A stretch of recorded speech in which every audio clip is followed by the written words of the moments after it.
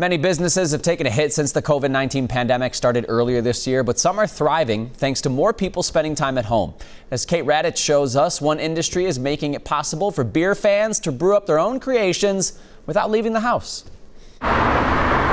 As the weather cools off, the demand has stayed hot for home brewing supplies at Northern Brewer on Grand Avenue in St. Paul during the COVID-19 pandemic. Almost immediately, once shutdown started happening and people started staying at home more, just the sales started rising, and we had to figure out how to fulfill the orders while keeping everybody safe here.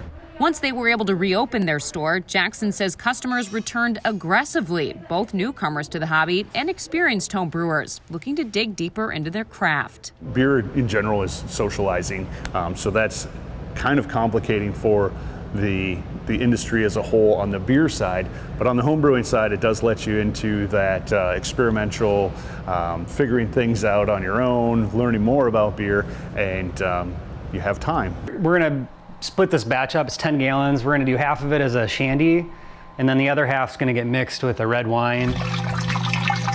Patrick Lusky, a vegan, has been homebrewing for more than a decade and has even built an addition onto his house to hold his ever-expanding beer lab. We started on the stove with a plastic bucket from Northern and slowly migrated to this. This was actually my first kettle. We used it on the stove, and then we used it on this burner outside.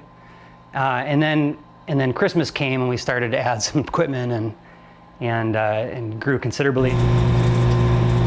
You know, it's just like anything. Like for people that enjoy cooking, it's very similar. It's rewarding to see a beer turn out well after spending so much time on it. I mean, a typical brew day on this is, probably an hour of cleaning on the front side, 4 to 5 hours of actual brewing, and then an hour of cleaning at the end.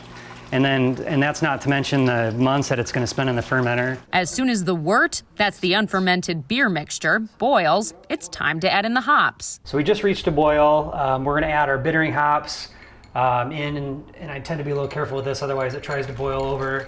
And then we'll stir that in a little bit. Otherwise it tends to settle right in the middle, and I don't get good utilization of those. Lusky, a self-sufficient brewer, also grows his own hops on the side of his house. The hops last forever in the freezer, so it's real easy. And then with the fancy fermenters here, it's real easy to reuse yeast, and yeast honestly gets better the more you use it. I think that people are reminded of the things that they liked to do when time was on their side, and I think that that's going to last for a while. Kate Radich, WCCO 4 News. You'll find more information on Northern Brewer at WCCO.com.